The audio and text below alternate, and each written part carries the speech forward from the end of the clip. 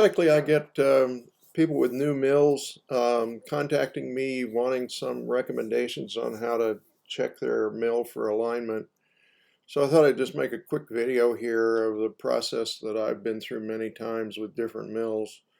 Um, this is related mostly to a square column mill where, getting the head trammed correctly is an important attribute here.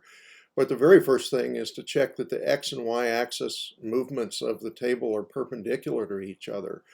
Um, I have seen instances where, because of manufactured grinding of the saddle here on these mills, the X-axis and Y-axis don't move perpendicular to each other, and you will chase your tail if that's the case, trying to get any kind of precision out of the machine.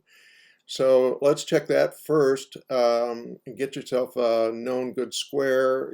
Granite square would be ideal, but a good precision machinist square is fine too. Get that flat on the table and an indicator mounted to the head unit of the mill and indicate down to the long leg, and then move the x-axis of the table back and forth and get this edge of the square aligned so that you get a zero variation on the indicator as the tables move back and forth.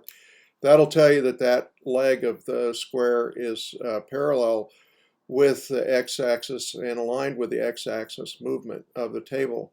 Then the next thing you want to do is to check this against the other leg, and you'll have to change your indicator setup here a little bit to indicate to the opposite leg of the square, and then you want to move the y-axis back and forth. Now this is where you want to look for any variation. If there's no variation across 6 inches or so, or it's minimal, few 10 thousandths or so, then you've got assurance that the saddle has been machined correctly and that you can get reasonably square parts out of a mill like this. If there's a lot of variation here, let's say a few thousandths over 4 or 5 inches or 6 inches, then there's something wrong here, and it could be as simple as taking out the gib, cleaning that, stoning it flat, putting it back in and adjusting the gib. Or it could be that there was a manufacturing defect in how this saddle arrangement was machined here. But get that checked first. A lot of people overlook that. There have been a few instances where, I've talked to people who've had issues here, and it's turned out to be a manufacturing problem, and the mill had to be replaced. Then, in terms of the column and all of that, the tram here of the column, a lot of people overlook one aspect here, which is to check that the quill movement up and down corresponds to the head movement up and down. You want those parallel to each other.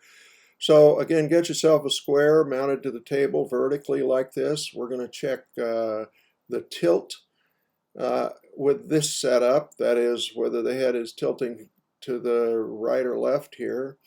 And then indicate from the spindle, in this case, down to the leg of the square, and then move the quill up and down. And you should get, if this quill is perpendicular to the table in this axis, you'll get zero variation here on the indicator as you move this up and down. Now, the same thing is true of the head. You want the head movement to be perpendicular to the table as well. So you can check that with this same setup. Now, the caution here is there's usually 2 locking levers here that lock the head in position on the column, and you want to be consistent in their use. So best practice here would be to lock the head in one position and with the 2 levers, and then notice the indicator. Unlock the head, move it down, and then lock it again, and then notice what the indicator is telling you. And same kind of thing here. Could be